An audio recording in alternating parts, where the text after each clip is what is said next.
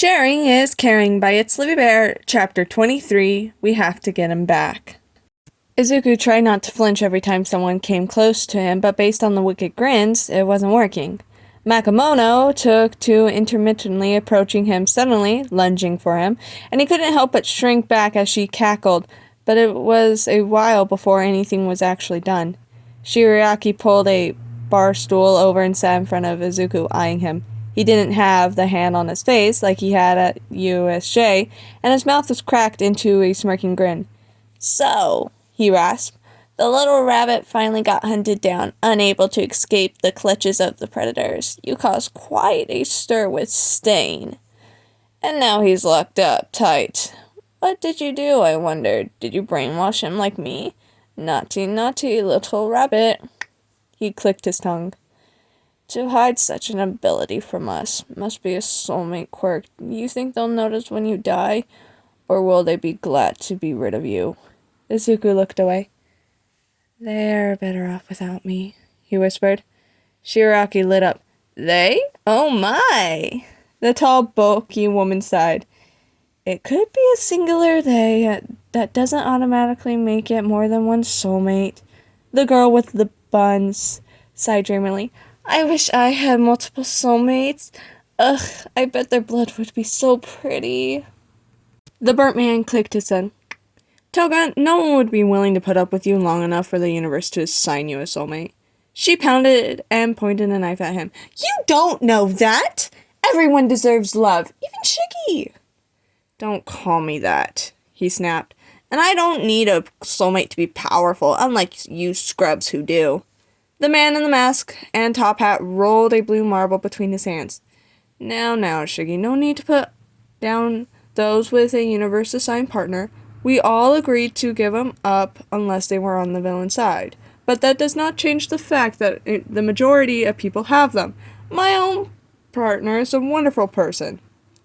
Toga looked up, eyes sparkling. "They are? What are they like?" Shiraki clicked his tongue.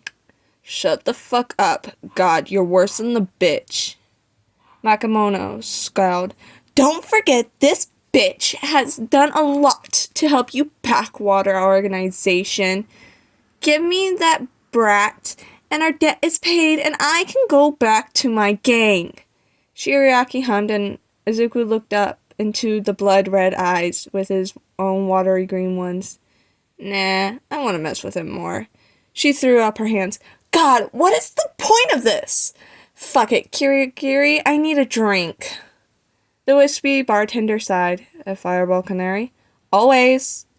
Izuku bit his lip. He wasn't strong enough to brainwash all of them, or probably even one of them, actually, not for very long. He still remembered how fast Shiriaki had broken out of it in the mall, and now they knew and were probably prepared for it. He had to touch them to copy any quirks, and that was asking for trouble since he didn't know most of them and he was currently bound to a chair. Getting up would get him killed, no doubt. Shiriaki slouched a little on the bar stool. "You know, brat, I wasn't really that intent on killing you, but the demon lady was, so I figured, hey, why not? Plus, I don't know, I get a sense of satisfaction at killing helpless brats like you. You thought you could be a hero, but you got taken with barely a fight. Would have liked to have gotten that explosion brat, maybe. Or maybe Endeavor's kid, too. But, you were the main objective. All we had to do was take one little rabbit and the demon bitch would be happy. Plus, I'm sure Sensei would like a quirk like yours." Izuku blinked in worry and cocked his head. The large woman code. "He really does look like a cute little rabbit. Are you sure we have to kill him?" Makamono snorted over her red drink, ice clinking. "Oh, don't worry, Magni.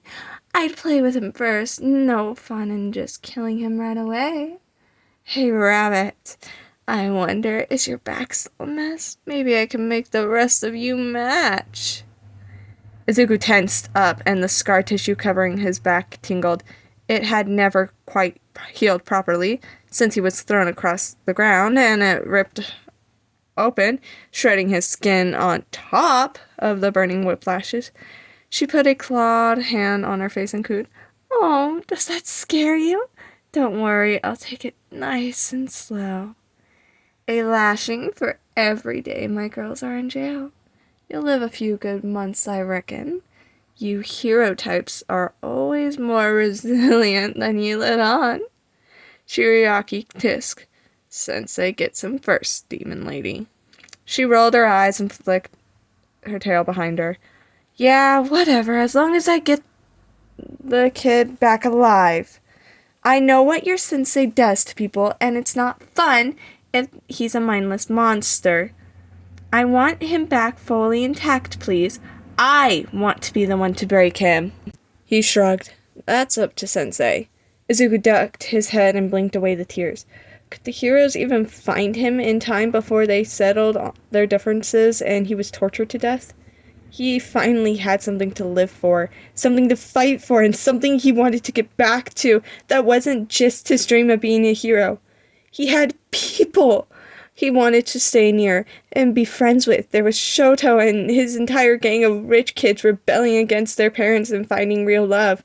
There was Mina and the rest of the girls who were so kind and gentle with him, even going as far as to help him with his horrible fashion sense and get him clothes that he felt good wearing. And then there was his soulmates. Monoma Nato and Shinzo Hitoshi were all he could have possibly wanted as a kid and more. They had the coolest quirks, stood up for themselves and each other, and they were both more than willing to put up with him and all the baggage that came with him. Plus, they were cute and patient, and Izuku just wanted to see them again. But now, who knew if he ever get that chance before he was burnt meat paste in some abandoned warehouse, unrecognizable until they ran his dental records because of how far his corpse was. They would have had his power for less than a year before it was gone. And, oh my god, one for all.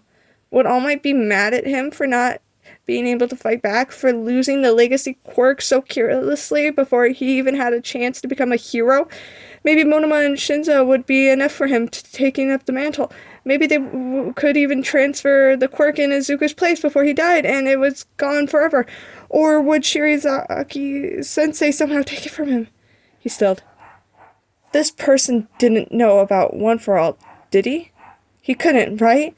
It was a carefully guarded secret. He couldn't even tell his mom. There was no way, right?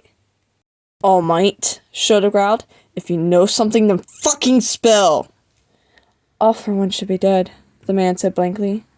I killed him, I'm sure of it. Young Midoriya. He cannot be in the clutches of that man. Well, he is. Shoto was so close to snapping. Because Search is gone, it's either that or Ragdoll is just dead, but that seems unlikely, even given the instability of the League members. The Boogeyman is the only logical explanation, especially if you take the multi-quirk Nomu into account. Now tell us what you fucking know. All Might nodded numbly. All for One is my and Midoriya's fated rival. He has lived since the dawn of quirks and has killed every single one of my predecessors, including their own brother. He cannot take Midoriya's quirk. But he can kill him and likely will if he can't get him to simply give it up. Shoto's eyes narrowed. Why? Because it's a stress manifestation? I've never heard of that being a stipulatin. But I suppose it's not every day someone who stress manifests a quirk gets kidnapped by fucking All for One. So it's not like there's a precedent for this. But that stuff isn't important. What can you tell us about him that's useful? All Might swallowed. 6 years ago I thought I killed him. He will likely have wounds just as debilitating as mine, and I imagine he has been laying low because of them. I practically caved his head in. He is impossibly strong and wields hundreds of quirks with ease. He can take and give quirks by touching you. He is the most dangerous man on earth. His eyes grew wet with tears. And he is someone I desperately need to make amends with. Shoto slouched, letting his hard expression slip into a neutral one. We're not leaving my kid in the hands of that fucking monster, he muttered, but he was certain no one could hear him. Not now, not ever. The hospital was quiet. Most people were only there for a perfectionary checkups to make sure the smoking gas wasn't too bad, and Momo slowly walked to where she knew a purple-haired boy and a blonde boy were sitting in deathly pale silence, wondering what to do. She herself was conflicted, but she knew she had to give them some sort of closure. She opened the door to see Shinzo staring at his hands, crackling with pale lilac lightning. Monoma put a hand on them and muttered, "Stop. It's not going to change things." "I have to know," the other boy choked out. "I have to know when it gets taken, when he's no longer safe." "He's never going to be safe," Monoma spat. "Not while he's there. And you, what do you want?" Mono blinked, startled, then tugged at her arm sheepishly. She took a breath, and a flurry of pink sparkles later, she handed a small black box in her hands, and she thrust it at them. Monoma narrowed his eyes and took it. "What is it?" "I attached a tracker to the Nomu, and that is the receiver," she rushed out. They both stilled and sat up straighter. With barely a glance at each other, they got up and walked out the door. Momo fidgeted nervously, but as Monoma exited, he looked at her with shining blue eyes. "Thank you." And she didn't regret it one bit. She smiled. "Of course. I and the others of the class would like to come, if you're planning something."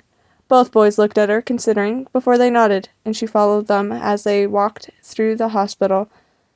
They would get him back before it was too late. They had to.